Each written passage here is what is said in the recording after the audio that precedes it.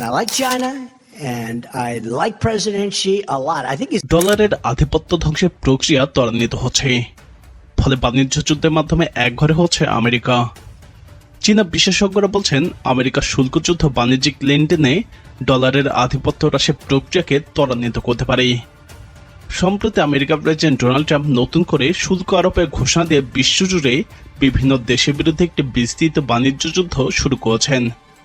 সাংহাইয়ের east China normal ইউনিভার্সিটির centre for Russian স্টাডিজের বিশেষজ্ঞ জেং রুনিউ এক বিশ্লেষণে বলেছেন, আমেরিকার শুল্কযুদ্ধ বিশ্বব্যাপী রিজার্ভ মুদ্রা হিসেবে আমেরিকান ডলারের অবস্থানকে দুর্বল করবে এবং ডলারের আধিপত্য হ্রাসের প্রক্রিয়াকে ত্বরান্বিত করবে।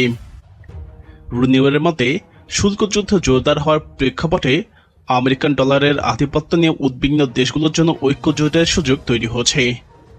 এসব দেশ ডলারের আধিপত্য কমাতে কার্যকরী পদক্ষেপ গ্রহণ করতে সক্ষম হবে। তিনি বলেন, বর্তমান পরিস্থিতিতে চীন, রাশিয়া এবং ব্রিক্স গ্রুপের অন্য দেশগুলোর মধ্যে ডলারকে বাদ দিয়ে লেনদেন করার সিদ্ধান্ত পুরোপুরি বাস্তবায়ন সহজতর হবে।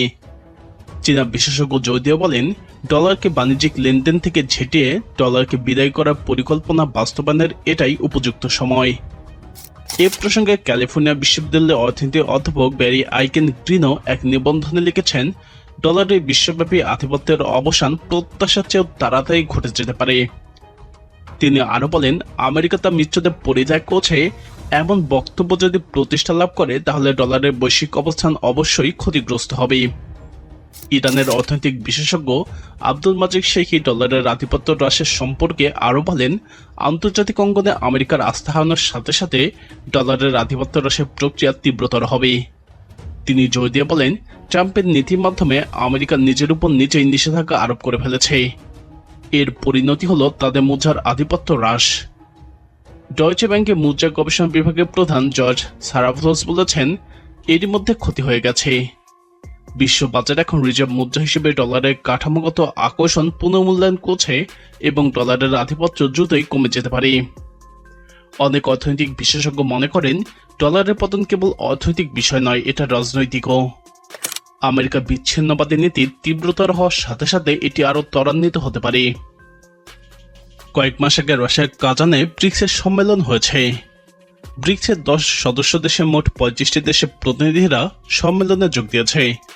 সম্মেলনে ব্রিক্সের সদস্য দেশগুলো আন্তর্জাতিক বাণিজ্যে ডলারের পরিবর্তে ব্রিক্সের নিজস্ব মুদ্রা ব্যবহারের সিদ্ধান্ত গৃহীত হয়েছে, যা বিশ্ব বাণিজ্যে ডলারের আধিপত্য অনেকখানি খর্ব করবে বলে দাবি করা হচ্ছে। বিশ্বের সবথেকে শক্তিধর অর্থনীতি মালিক আমেরিকার অর্থনীতির আধিপত্য বিস্তারের প্রভাবশালী হাতিয়ার হল আমেরিকান ডলার। 1947 সালে আন্তর্জাতিক মুদ্রা তহবিল বা IMF এর মাধ্যমে এই হাতিয়ারের জাল বিস্তার শুরু হয়েছিল। ব্রিটিশ পাউন্ড স্টার্লিংয়ের পরিবর্তে আমেরিকান ডলারকে বিশ্বের যাবতীয় আন্তর্জাতিক বাণিজ্য, বিনিয়োগ, মুদ্রা বিনিময় এবং অর্থ লেনদেনের সবথেকে গ্রহণযোগ্য ও বহুল ব্যবহৃত মাধ্যম হিসেবে স্বীকৃতি দেওয়া হয়েছিল। আমেরিকার একক গ্যারান্টির ভিত্তিতে $25 এক আউন্স সোনার দাম নির্ধারণ এবং স্থিতিশীল রাখার মাধ্যমে ফিক্সড এক্সচেঞ্জ রেট সিস্টেম চালু করেছিল IMF। 1972 সাল পর্যন্ত IMF এর ফিক্সড এক্সচেঞ্জ রেট সিস্টেম কাজ করলেও বিংশ শতাব্দীর 60-এর দশকের শেষের দিকে ডলার সংকট বা সোনার সংকটের সময় ব্যবস্থাটি ভেঙে পড়ে। সোনার দাম ওই সময় হু হু করে বাড়তে বাড়তে এক আউন্স $300 ছাড়িয়ে গেলে আমেরিকা ডলারের দাম স্থিতিশীল রাখার দায়িত্ব পালনে অক্ষমতা প্রকাশ করে। এর ফলে IMF এর ফিক্সড এক্সচেঞ্জ রেট সিস্টেম ভেস্তে যায়। এর পরিবর্তে চালু হয় ফ্লোটিং এক্সচেঞ্জ রেট সিস্টেম। এই ব্যবস্থায় সোনার দাম এবং বিভিন্ন দেশের মুদ্রার বৈশ্বিক দাম নির্ধারণ আন্তর্জাতিক বাজারের উপর ছেড়ে দেওয়া হয়। ফ্লোটিং এক্সচেঞ্জ রেট সিস্টেমের কারণে ক্রমে সারা বিশ্বে পরম শক্তিশালী হয়ে ওঠে মুদ্রা বেচাকেনার বাজার। তথ্য প্রযুক্তি বিপ্লবের কারণে আন্তর্জাতিক মুদ্রা বাজারের দক্ষতা আকাশচুম্বী হয়ে পড়ছে ক্রমশই। বিশ্বের মুদ্রা বাজারে 1972 সাল থেকে সাম্রাজ্যবাদী আধিপত্য বহাল রেখেছে আমেরিকা। সাম্রাজ্যবাদকে রুশ বিপ্লবের স্থপতি ভ্লাদিমির লেনিন অভিহিত করেছিলেন পুঁজিবাদের সর্বোচ্চ স্তর। রাজনৈতিক অর্থনীতির তত্ত্বের সাম্রাজ্যবাদের তাত্ত্বিক নাম হল স্টেট মনোপলি ক্যাপিটালিজম বা রাষ্ট্রীয় একচেটিয়া পুঁজিবাদ। একচেটিয়া পুঁজিবাদ শক্তি সঞ্চয়ের এক পর্যায়ে যখন রাষ্ট্রীয় উপর নিয়ন্ত্রণের ক্ষমতা অর্জন করে তখন রাষ্ট্রগুলো ওই একচেটিয়া পুঁজিবাদী সাথে দেশ দখলের জন্য যুদ্ধে লিপ্ত হতে বাধ্য হয়। সাম্রাজ্যবাদী দখলদারি নিয়ে কারাকারি করতে গিয়ে মানবজাতিকে দুটি বিশ্বযুদ্ধ উপহার দিয়েছে সাম্রাজ্যবাদী অধিকারী দেশগুলো।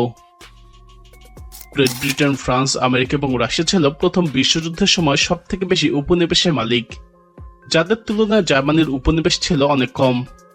কারণ জার্মানি 1870 সালে যখন একত্রীকরণের মাধ্যমে একক দেশ হিসেবে গঠিত হয়েছিল, তখন পুরনো ঔপনিবেশিক শক্তিগুলো বিশ্বের বেশিরভাগ উপনিবেশের উপর নিজেদের দখলদারিত্ব পাকাপোক্ত করে ফেলেছিল এবং উপনিবেশগুলো ভাগবাটোয়ারা প্রায় সম্পন্ন করে ফেলেছিল। নিজেদের মধ্যে ভাগে আফ্রিকার উপনিবেশগুলোর ভাগবাটোয়ারা বাড়ানোর জন্য জার্মানি 1886 সালে বার্লিন কনফারেন্সের আয়োজন করলেও তারা সফল হতে পারেনি ব্রিটেন এবং ফ্রান্সের যৌথ কূটচালের কারণে। 1914 সালের প্রথম বিশ্বযুদ্ধের মাধ্যমে জার্মানির ওই অবস্থান পরিবর্তন করতে চেয়েছিল, কিন্তু 1918 সালে তাদের শোচনীয় পরাজয় ওই উদ্দেশ্যকে ভণ্ডুল করে দিয়েছিল। প্রথম বিশ্বযুদ্ধে পর্যায়ের পর জার্মানিকে যুদ্ধের ক্ষতিপূরণের যে অপমানজনক বোধরা ভাষাই চুক্তির মাধ্যমে চাপিয়ে দেওয়া হয়েছিল, সেটাই জার্মান জাতিকে দ্বিতীয় বিশ্বযুদ্ধের দিকে ঠেলে দিয়েছিল। এই যুদ্ধে বিশ্বের জনগণ প্রায় 5 কোটি মানুষের প্রাণহানি সহ যে ভয়াবহ ধ্বংসলীলার সম্মুখীন হয়েছিল, তার ফলে উপনিবেশিক কাঠামো পরিত্যাগ করার প্রয়োজনীয়তা অনুভব করেছিল বলে মনে করা হলেও প্রকৃতপক্ষে দ্বিতীয় বিশ্বযুদ্ধোত্তর পৃথিবীতে সাম্রাজ্যবাদ শুধু রূপ এবং কৌশল পরিবর্তন করেছে। প্রকৃতপক্ষে সাম্রাজ্যবাদ এখনো বিশ্ব রাজনীতি এবং অর্থনীতির প্রধান নিয়ামক হিসেবে অটুট রয়ে গেছে। তৃতীয় বিশ্বের বেশিরভাগ দেশ 1945 থেকে 75 পর্বে সরাসরি ঔপনিবেশিক দখলদারিত্ব থেকে ভৌগোলিক স্বাধীনতা অর্জন করলেও সাম্রাজ্যবাদী রাজনৈতিক আধিপত্য এবং অর্থনৈতিক পরনির্ভরতার এক অবিচ্ছেদ্য জালে এখন পর্যন্ত আটকা পড়েছে। বিশ্ব সাম্রাজ্যবাদের এই আধিপত্য পরনির্ভরতার জালে সবথেকে ক্ষমতাধর অধিপতির ভূমিকা পালন করছে আমেরিকা। আমেরিকা রপ্তানি আয় আমদানি ব্যয়ের চেয়ে প্রতি বছর অনেক কম হওয়ায় তাদের ব্যালেন্স অফ পেমেন্ট বা লেনদেনের ভারসাম্য চলতি হিসেবে নিয়মিতভাবেই ঘাটতি সৃষ্টি করেছে।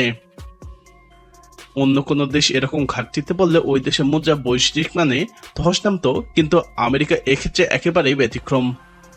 তাদের মুদ্রার ডলার যেহেতু বিশ্বের বেশিরভাগ দেশে বৈদেশিক মুদ্রা রিজার্ভের প্রধান অংশ, তাই কোনো দেশেই চায় না ডলারের বৈদেশিক মানে ধস নামুক। উদাহরণস্বরূপ হিসেবে চীনের ব্যাপারটা উল্লেখ করা যেতে পারে। চীন এখন বিশ্বের সবথেকে বড় বৈদেশিক মুদ্রা রিজার্ভের মালিক হওয়া সত্ত্বেও তারা নিজেদের মুদ্রাকে ডলারের সঙ্গে একটা স্থিতির সম্পর্কে বজায় রাখতে চায়। নয়তো একদিকে তাদের কাছে ডলারের যে বিশাল মজুত রয়েছে তা ক্ষতিগ্রস্ত হবে, অন্যদিকে তাদের রপ্তানি পণ্যের প্রতিযোগিতার সক্ষমতা ক্ষুণ্ণ হবে। বিশ্বের সবথেকে বেশি ঋণগ্রস্ত দেশ হয়েও আমেরিকা এখনও বিশ্বের অর্থনীতির আধিপত্য অক্ষুণ্ণ রাখার সমর্থ হচ্ছে আমেরিকান ডলারের এই একক আধিপত্যের কারণেই। তাই ডলারের ধস নামলে আমেরিকার পুরো সিস্টেমেই ধসে যাবে। প্রিয় দর্শক, ডলারের এই আধিপত্য আরো কতদিন থাকতে পারে বলে আপনি মনে করেন? এই সিস্টেমে ধস নামলে পৃথিবী কোন দিকে যাবে? আপনার মতামত কমেন্টে জানান। বিশ্ব রাজনীতিতে আমেরিকার প্রভাব সম্পর্কে জানতে আমাদের চ্যানেলটি ভিডিও ট্যাব থেকে ঘুরে আসুন। এই ভিডিওটি ভালো লাগলে লাইক বাটনে ক্লিক করুন। ভিডিওটি আপনার বন্ধুদের সাথে শেয়ার করে তাদেরকেও ভিডিওটি দেখার সুযোগ করে দিন।